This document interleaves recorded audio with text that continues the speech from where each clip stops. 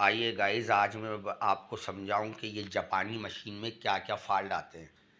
इस मशीन में जो है धागा तोड़ने का फ़ाल्ट है और नीचे जो सिलाई गुच्छेदार यानी कि दाने दाने बहुत दे रही है, जो कि मैं आपको दिखा रहा हूँ ये किस तरीके से। ये आप देख सकते हैं, ये देखें, ये गुच्छे बना रही है और नीचे बहुत ज़्यादा झोल कर रही है। ये मशीन का फ़ाल्ट सिर्फ शटल से सेट होता है, जो कि आपको मैं अभी समझाऊंगा कि किस तरह आपने उस शटल को सेट करना है। और ये जापानी मशीनें हैं, बाहर की मशीनें, ये ज़्यादा फाल्ट नहीं करती हैं, सिर्फ इनका शटल से सेटिंग करना पड़ती है और कोई चीज़ में इसका फाल्ट नहीं आता, क्योंकि ये ऑटोमेटिक सिस्टम होता है। ये बिल्कुल ओरिजिनल तरीके से फिटिंग होती है। इसका सिर्फ और सिर्फ जो शटल की सेटिंग होती है, ये आप देख सकते हैं दाने आ रहे हैं, ये नीचे गुच्छे बन रहा है। तो ये मैं आपको समझाऊं शटल में क्या वजह से फाल्ट आता है। जैसे आपकी सुइयाँ टूटती हैं मशीन के अंदर और वो टूट टूट के शटल के अंदर स्क्रैच पैदा हो जाती है, तो वो आप देखें किस तरह सेट होगी। ये आप देख सकते हैं, नाल निकालना है आपने, इसका बटन हटा के इसको शटल को निकाल लेना है।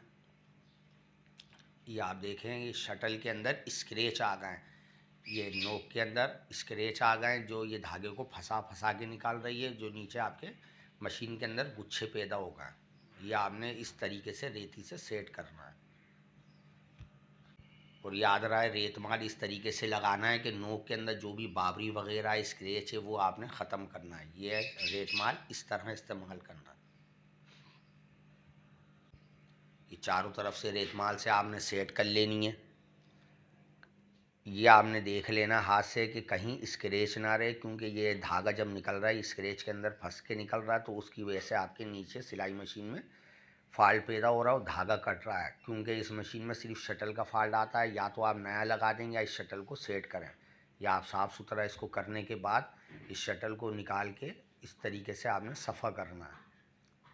क्योंकि ये बाहर की मशीन है, ये बहुत कम फॉल्ट पैदा करती हैं, सिर्फ इसका शटल का फॉल्ट आता है। और ये भी याद रहे, ये चाले लाजमी देख लेना।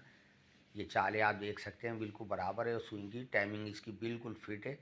और सुई देखें आप, ये निकालेंगे 2 नंबर सुई है जो आप बाज़ारू ख़रीदते हैं, तो ये आपने सुई इस तरीके से लगानी है और उल्टी सुई बिल्कुल नहीं लगानी है, मुगालते में लग जाती है।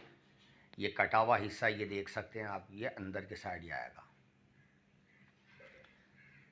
ये सुई का कटा हुआ हिस्सा घस की तरह लगा के आपने बिल्कुल पेंच की टक्कर से कस लेनी है।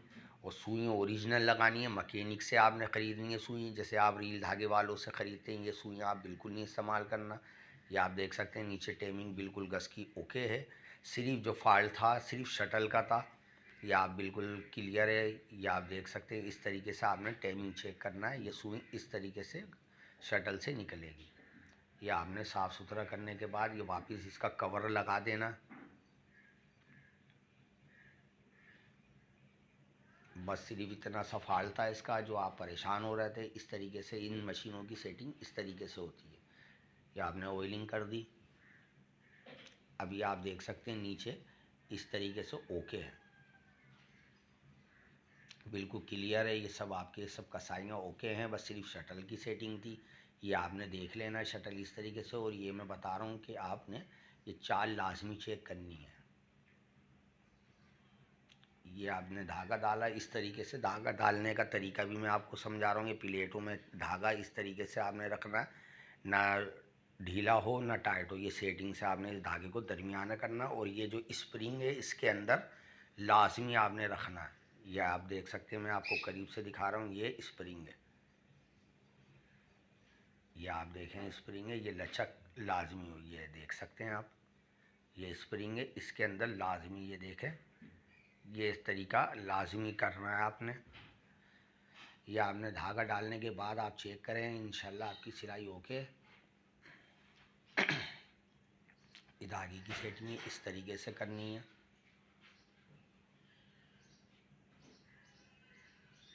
ये आपने ध्यान रखना है, इस तरीके से ही स्प्रिंग हिलना है। ये अब आपने देखा, ये सिलाई इस तरह थी। अब आपने शटल की भी सेटिंग कर दी। अब धागा डालें, इंशाल्लाह आपकी मशीन के अंदर से जो फॉल्ट था वो निकल चुका है।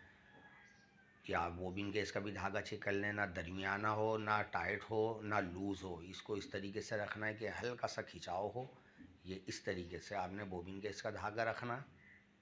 ये भी आपकी ओके हो गई बोबिन गैस। ऊपर से धागा भी आपने क्लियर डाल दिया है, शटल की नोक भी सेट हो गई है। इंशाल्लाह ये फॉल्ट आपकी मशीन का निकल चुका है।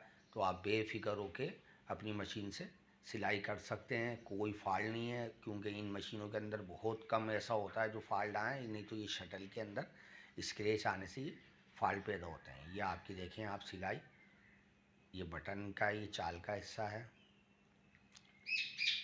अब ना धागा तोड़ेगी ना नीचे सिलाई ख़राब देगी। ये आप देख सकते हैं सिलाई।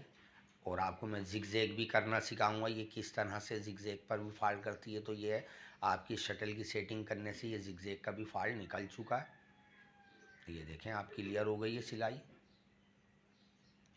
बिल्कुल एकम एक मोती की तरह टांका है। अब ये जिगजैग का बटन है, ये आपने देख लेना है ये बटन को किस तरीके से रखना है। ये यहाँ सिलाई से हटा के आपने जिगजैग करा, ये जिगजैग शुरू हो गई। ये आप देखेंगे जिगजैग भी आपकी मशीन की क्लियर है। और याद रहे ये बारीक करने का हिसाब है कि जितनी आपने करीब करनी है उतनी बारीक चाल छोटी करनी है, जो करीब करीब ये आप जिगजैग कर सकें। इस पी को भी आराम से आप कर सकते हैं। ये जिगजैग क्लियर है। और याद रहे ये बटन की मैं आपको सेटिंग समझा रहा हूँ, इस तरीके से सुई ऊपर करनी है आपने। ये ऊपर करने के बाद ये आपने सिलाई की तरफ, ये आ रहा है निशान, ये सिलाई की तरफ करेंगे तो सिलाई आपकी मशीन की शुरू होगी। और ये बीच में मैं तो डर गई। ये आपका रिज़ल्ट क्लियर है। इंशाल्लाह इस तरीके से आपने सेटिंग करनी है, कहीं जाने की ज़रूरत नहीं है भाई। ये होता है इसके अंदर छोटा सा काम। तो अब तक के लिए इजाज़त, इंशाल्लाह अगली वीडियो में मुलाकात होगी। अब तक के लिए इजाज़त, अल्लाह हाफिज़।